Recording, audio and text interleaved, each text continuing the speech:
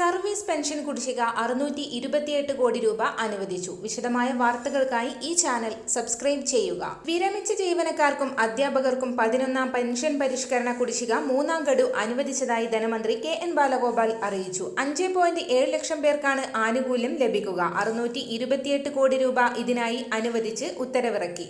കൂടാതെ ഭവനരഹിതർക്ക് സുരക്ഷിത വീട് ഉറപ്പാക്കുന്ന ലൈഫ് മിഷൻ പദ്ധതിക്ക് 130 കോടി രൂപ അനുവദിച്ചതായി ധനമന്ത്രി കെ.എൻ. ബാലഗോപാൽ അറിയിച്ചു.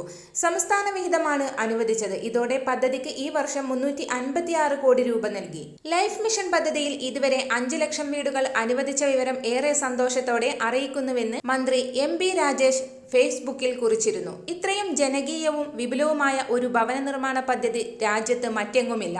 ഇക്കഴിഞ്ഞ ബജറ്റിൽ 2024 മാർച്ച് ആവുമ്പോഴേക്കും 5 ലക്ഷം വീടുകൾ പൂർത്തിയാകുമെന്ന് പ്രഖ്യാപിച്ചിരുന്നു. കരാർ വെച്ച വീടുകൾ പൂർത്തിയാകുന്നതോടെ ആ ലക്ഷ്യം കൈവരിക്കാൻ കഴിയുമെന്ന് മന്ത്രി എം.ബി. രാജേഷ് അറിയിച്ചു. വിശദമായ വാർത്തകൾ തുടർന്നും നിങ്ങളിലേക്കെത്താൻ ഈ ചാനൽ സബ്സ്ക്രൈബ് ചെയ്യുക.